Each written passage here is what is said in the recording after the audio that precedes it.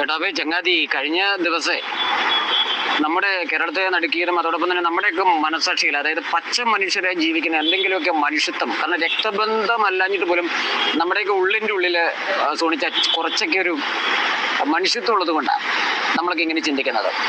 അതായത് ഷൈനി ചേച്ചിയും കുഞ്ഞുങ്ങളും മരണപ്പെട്ട് 1 കൊല്ലം ആകാൻ പോവാണ്. അപ്പൊ അതിനെക്കുറിച്ചുള്ള ഒരു ചില കാര്യങ്ങളൊക്കെ അറിയാൻ വേണ്ടി നമ്മുടെ ഒരു ചങ്ങാതി പോയപ്പം എൻ്റെ പൊന്നടാവേ, നിരന്തരം ഒപ്പീസി ചെല്ലലോ, പള്ളിയിലെ പ്രാർത്ഥനയോ, എന്തൊക്കെയായി എന്ന് വെച്ചാൽ വീട്ടുകാര് മൊത്തം, അതായത് ഇവരുടെ ഈ പുള്ളിക്കാരി മരണപ്പെടാൻ സാഹചര്യം ഉണ്ടാക്കിയ അവര് ഇപ്പം എങ്ങോട്ടാണ് മൊത്തം കൈ നിവർത്തിപ്പിടിച്ച് പ്രാർത്ഥന, കൈ മുട്ടക്കുത്തി എഴയലോ, സെമിത്തേരി പോയി കുമ്പിടലോ, എന്തൊക്കെയാണ് എൻ്റെ പൊന്നടാവ് എന്ന് പറയാൻ കേട്ടു. ഇത് ഭേദം ഇവരിനി എവിടെ പോയെന്ന് പറഞ്ഞാലും എൻ്റെ പൊന്ന് സോണിച്ച ജീവിതകാലത്ത് സത്യം പറഞ്ഞു കഴിഞ്ഞാൽ ഇവരൊക്കെയാണ് ജീവിച്ചിരിക്കുമ്പോൾ പുഴുവരിക്കേണ്ട വർഗ്ഗങ്ങൾ.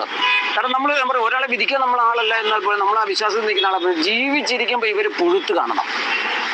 അതുപോലെ തന്നെ ഈ ഒപ്പീസും ഇതും ചൊല്ലി ഇനി അവരെ സ്വർഗത്തിലോട്ട് അയക്കാൻ വേണ്ടി ഇവർ പെടാപ്പാട് പെടണ്ടേ എന്ന് പറഞ്ഞു കഴിഞ്ഞാൽ, സ്വർഗത്തിലോട്ട് അയക്കാനായിട്ട് ഇങ്ങനെ നിൽക്കുന്ന കുറെ ആത്മീയ മണ്ഡലത്തിൽ ജോലി ചെയ്യുന്ന കുറെ ആത്മീയ കൂലിത്തൊഴിലാളികൾ എന്ന് പറയാം. കാരണം ഇവർക്കൊരു ഒപ്പീസോ മറ്റോ കാര്യങ്ങളോ ചെയ്ത് കഴിഞ്ഞാൽ ഇവർക്ക് അതിൻ്റെതായ കാശ് കിട്ടും. ജീവിച്ചിരുന്നപ്പോൾ ഒരു കാര്യങ്ങൾ ചെയ്തിട്ടില്ല. അതുപോലെ ജീവനുള്ള ക്രിസ്തുവിനെ കൊടുക്കുന്ന പുരോഹിതന് അറിയാൻ പറ്റിയിട്ടില്ല. അത് ദിവനം പ്രതി ജീവനുള്ള ദൈവത്തിൻ്റെതായിട്ടുള്ള പുത്രൻ തിരിച്ചരീരവും രക്തവുമായിട്ട് വരുമ്പം അത് സ്വീകരിക്കാനായിട്ട് വരുന്ന ഈ ആത്മാവും തമ്മിൽ, അതായത് ഇവൻ നല്ല ആത്മാവിലാണല്ലോ വരുന്നവരുടെ പ്രശ്നം അറിയാൻ പറ്റുള്ളൂ. ഗോതമ്പപ്പം വെറുതെ എടുത്തു കൊടുക്കുന്നതിന് കുഴപ്പമില്ലല്ലോ. ഇതുകൂട്ട് കടകട്ടവന്മാർ ഇനി ഒപ്പീസ് ചെല്ലിയിട്ടെന്നെ കാര്യം നമുക്ക് കാരണം ഈ 1 കൊല്ലമായിട്ട് യഥാർത്ഥത്തിൽ ആ സ്ത്രീ എന്തെല്ലാം പീഡനങ്ങൾക്ക് കൊണ്ട് പരാതി കൊടുത്തു. അത് മാത്രമല്ല, അത് കഷ്ടപ്പെട്ട് ജീവിച്ചതാണ്. അത് കാരണം നേരിട്ട് അറിയത്തില്ലാത്തല്ല. വാഴക്കൊലയും വെട്ടി അതായത് കൃഷിപ്പണിയും ചെയ്ത് വാഴക്കൊലയും വെട്ടി ഓരോ കടയിലും കൊണ്ട് കൊടുത്ത കുഞ്ഞുങ്ങളെ നോക്കി ആടും വളർത്തി അത് നടത്തി ജീവിച്ചിട്ട് ഇവനൊക്കെ ഈ കള്ളും കുടിച്ചിട്ട് വന്നിട്ട് ഈ പെണ്ണിന്റെ മുതുകത്ത് കയറിയിട്ട് എന്ന് പറഞ്ഞാൽ അതുപോലെ ഉപദ്രവിച്ചിട്ട് മുതുകത്ത് കയറി ഭയങ്കരമായിട്ട് ഉപദ്രവം. അത് സഹിക്കാൻ പറ്റാതെ വന്നിട്ടാണല്ലോ യഥാർത്ഥത്തില് കാരണം തിരിച്ചടിക്കാത്തത് കൊണ്ടാണല്ലോ ഇവനൊക്കെ കൈത്തരിപ്പ് തീർത്താൻ കുഞ്ചു നിർത്തി ഇരിക്കുന്നത്. അതല്ലാന്നുണ്ടെ നല്ല വെടിച്ചില്ല നല്ല ആങ്ങളമാരുണ്ട്, ചെറുപ്പക്കുറ്റിക്ക് അടിയും കൊടുത്തിട്ട് എന്നോട് മറ്റൊരെന്ന് ചോദിക്കാനുള്ള ആംബിയർ ഉണ്ടായിരുന്നെങ്കിലും എന്താ കാരണം എന്ന് വെച്ചാൽ ഒരു പരിധി വരെ അങ്ങനെ ഉണ്ട്. അപ്പം യഥാർത്ഥത്തിൽ ഈ സംഭവം പുറം ലോകത്തെ പോലും അറിയിക്കാൻ സ്ത്രീ അവിടെ അനുഭവിച്ചു എന്നുള്ളതാണ്. അത് മാത്രമല്ല, ആ വീട്ടിൽ തന്നെ ഒരു കള്ളപ്പാതിരി എന്ന് നമുക്ക് പറയാൻ പറ്റും. മറ്റേ പലതരം കള്ളപ്പാതിരി.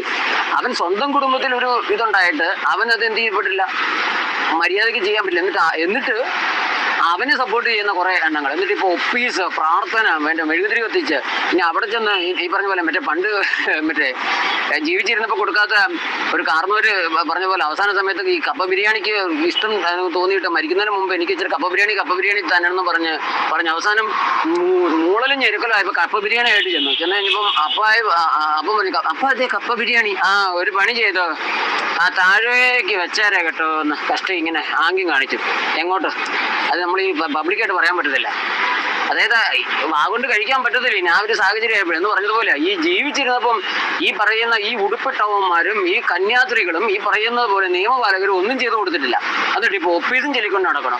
100% ഞാൻ നമ്മൾ പറയുന്നത് നമ്മുടെ മനസ്സാക്ഷി പറഞ്ഞ അവര് ഈ പാതകം ചെയ്യാനായിട്ട് കൂട്ടുനിന്നവരോ ആരൊക്കെയാണോ, അതല്ലെങ്കിൽ ഈ പെണ്ണിനെ ഇതുപോലെ ഉപദ്രവിച്ചവരാരാണോ, അവർ ജീവിതകാലത്ത് ഇനി എത്ര പശ്ചാത്തപിച്ചെന്ന് പറഞ്ഞിട്ടോ, എന്നെ കുമ്പസാര കൂട്ടി പോയി കമന്ന് കിടന്നു പറഞ്ഞിട്ടോ, ഇനി ഇവിടുന്ന് മലയാറ്റൂർ വരെ തൊടുപുഴന്ന് മലയാറ്റൂർ വരെ മുട്ട നീന്തി അവിടെ ചെന്നു പറഞ്ഞിട്ടോ ഒരു കാരണവശാലും ആ പാപക്കറ തീരൂല. അവര് 100% ഉറപ്പിച്ച് നമ്മൾ വിശ്വസിക്കുന്നു.